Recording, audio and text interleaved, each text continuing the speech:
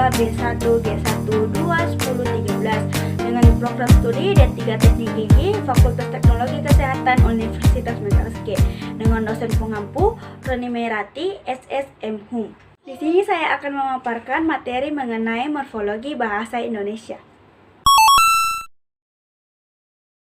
Morfologi ialah bagian dari ilmu bahasa yang mempelajari seluk-beluk kata serta fungsi perubahan-perubahan bentuk kata, baik itu gramatik maupun semantik. Bentuk kata dalam morfologi, yang pertama kata dasar, yang kedua kata berimbuhan, yang ketiga kata majemuk, yang keempat kata ulang. Adapun contoh di dalamnya yaitu satu, kata dasar, contohnya sepeda. Kata berimbuhan, contohnya bersepeda. Kata majemuk, contohnya sapu tangan. Kata ulang contohnya berbondong-bondong. Dalam bahasa Indonesia terdapat 3 proses morfologi ialah yang pertama proses pembubuhan afiks atau afikasi, yang kedua proses pengulangan atau reduplikasi, yang ketiga proses pemajemukan atau pemajemukan. Yang pertama, proses pembuahan afiks atau afikasi. Afikasi merupakan nama lain dari morfem terikat. Morfem terikat merupakan kata yang tidak dapat berdiri sendiri, sedangkan kata yang dapat berdiri sendiri disebut sebagai morfem bebas. Morfem bebas merupakan kata dasar yang dapat berdiri sendiri. Kata dasar dapat berupa kata benda, kata sifat, kata kerja, dan lain-lain. Penggabungan morfem bebas dan morfem terikat akan membentuk kata jadian. Di atas, A, prefiks atau awalan seperti ber, contohnya berjalan. B, infiks, disisipkan di tengah bentuk dasar seperti L, contohnya telunjuk dan telapak.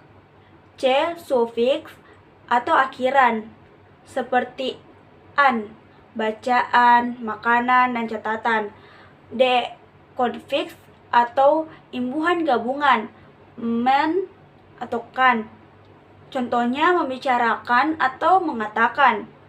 E, simufiks seperti kopi yang menjadi ngopi atau soto yang menjadi nyoto.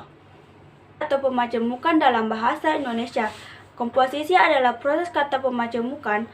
Kata pemajemukan ialah gabungan kata dasar yang telah bersenyawa atau yang sudah membentuk satu kesatuan dan menimbulkan arti baru. Contohnya, kumis dan kucing. Jika disatukan, maka menjadi kumis kucing, yaitu tanaman kumis kucing. Ciri-ciri dari majemuk. Yang pertama, tidak dapat disisipkan. Yang kedua, posisi tidak dapat ditukar. Yang ketiga, tidak bisa ditambah atau dipisahkan. Yang keempat, tidak dapat diperluas. Pengulangan atau reduplikasi adalah pengulangan suatu gramatik, baik seluruh maupun sebagian, baik variasi fonem maupun tidak. Hasil pengulangan itu merupakan kata ulang, sedangkan satuan yang diulang merupakan bentuk dasar. Misalnya, rumah-rumah dari bentuk dasar rumah.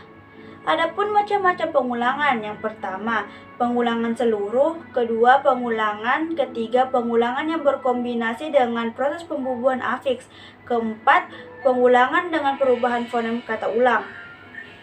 Itulah tadi materi yang